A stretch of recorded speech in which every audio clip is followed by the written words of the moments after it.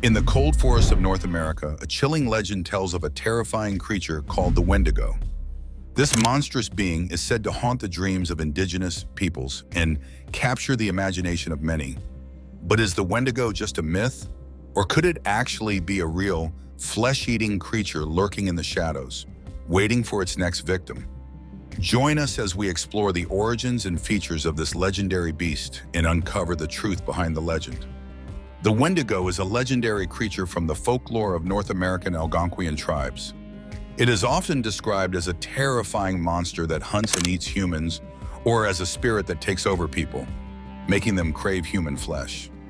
The legend of the Wendigo serves as a warning against greed and selfishness, especially during harsh winters when survival depended on sharing resources. It is a symbol of the dangers of giving in to extreme hunger or desperation, and it remains a significant part of the cultural stories among various tribes today.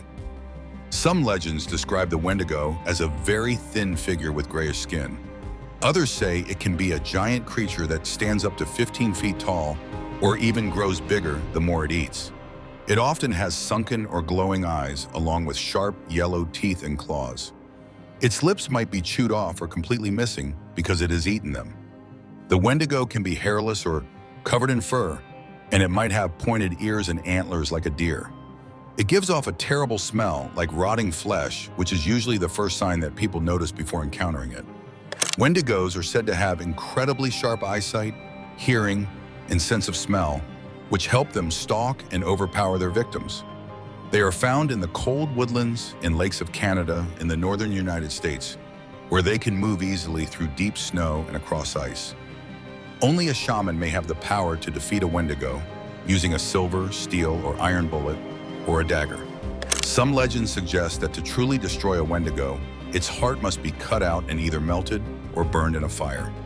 In some stories, the Wendigo is seen as a spirit rather than a physical creature. In Cree mythology, it is thought to be an evil spirit that can take over a person. The spirit can enter someone by biting them or through a dream.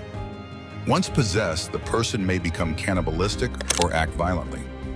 Certain individuals are believed to be more likely to be possessed by a Wendigo, especially those who are greedy, gluttonous, or suffering from hunger. This experience is sometimes referred to as going Wendigo. The legend of the Wendigo has been passed down orally by North American tribes for centuries, long before Europeans arrived. Some experts think the story was meant to warn people about the dangers of being greedy, selfish, and alone. In 1896, a Woods Cree man named Mappinen went through a terrifying change, as told in the diary of Francis Beaton, who worked at a trade post in Trout Lake, Alberta. Mappinen was a regular member of his tribe and often interacted with other Cree people and local missionaries. One day, Beaton met Mappinen in Trout Lake. Mappinen was very upset and shared that he had visions of his son as a young man. He felt a strong urge to eat his own flesh and blood. Beaton was shocked and thought Mappinen must be starving, since wanting to eat human flesh was considered a terrible sin. To help him, Beaton made a nice meal, but Mappinen didn't eat anything and stayed silent. On Beaton's next visit, he noticed that Mappinen looked very sick, with yellow skin and sunken cheeks. Beaton gave him castor oil, hoping it would help, but Mappinen kept saying that his heart was turning to ice. After this, Mappinen became convinced that he was turning into a cannibal. His strange behavior continued for 3 years until his fellow tribesmen decided to put him to death. Beaton's story shows an important part of the Wendigo legend, the slow change that happens when someone is spiritually possessed. Many people claim that Wendigos visited them in dreams, tempting them to commit the sin of cannibalism. One Cree man, as described by trader George Nelson, said a Wendigo invited him to eat what looked like duck and game, but was actually human flesh. The man was horrified at the thought of becoming a cannibal. Nelson saw many people who showed signs of being influenced by Wendigos. They often went from being very excited to feeling very low. These people would swing between these two states and sometimes seem completely clear-headed. Nelson believed that fear of the Wendigo was common among the Algonquian people and others, and that it was always on their minds. The Wendigo represented the cold and hunger that people had to face, especially during the long, harsh winters in the northern forests. To survive, communities had to stick together and share what they had. The legend may have also been a way to tell children not to go too deep into the woods by themselves. In 1636, the first written mention of the Wendigo comes from a report by Paul Lejeune, a French Jesuit missionary. He was living among the Algonquian people in what is now Quebec. In his report, Lejeune described a woman who warned about a creature called an Attribution that had already eaten some members of the tribe and would continue to eat more if it wasn't distracted elsewhere. A few cases of murder and cannibalism in North America have been linked to the Wendigo legend. One notable case happened in Alberta, Canada in 1879. A Cree hunter named Swift Runner claimed that a Wendigo spirit had entered his dreams and told him to eat his family. Despite being close to emergency food supplies, he killed his wife and 5 children and ate them. He was later caught, tried for murder, and executed. Another case occurred in 1907 involving Jack Fiddler, a tribal shaman from the Sandy Lake First Nation in northern Ontario. He and his brother Joseph were accused of murdering Joseph's daughter-in-law to prevent her from becoming possessed by a Wendigo.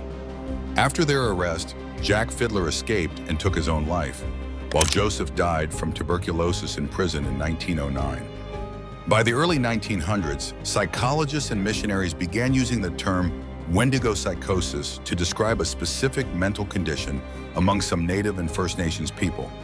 This syndrome included symptoms like believing they were possessed by an evil spirit, feeling depressed, acting violently, having an uncontrollable urge to eat human flesh, and in some cases, actually committing cannibalism. Some historical cases of cannibalism in North America have been looked back on as examples of Wendigo psychosis. However, not all scientists agree that this syndrome truly exists, with some disputing its classification as a mental illness.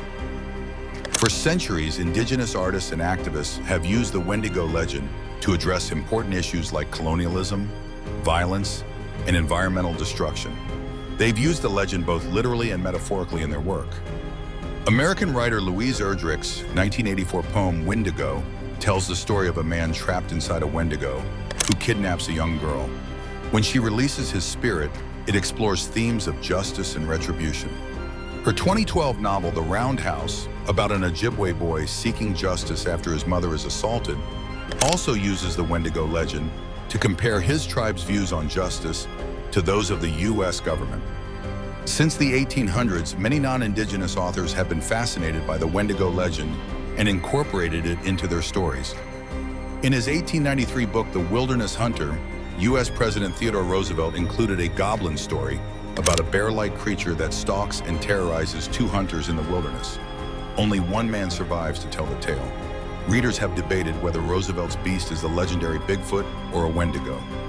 In 1910, British writer Algernon Blackwood's novella, The Wendigo, tells a similar story of a mysterious monster hunting a group of campers in the Canadian wilderness.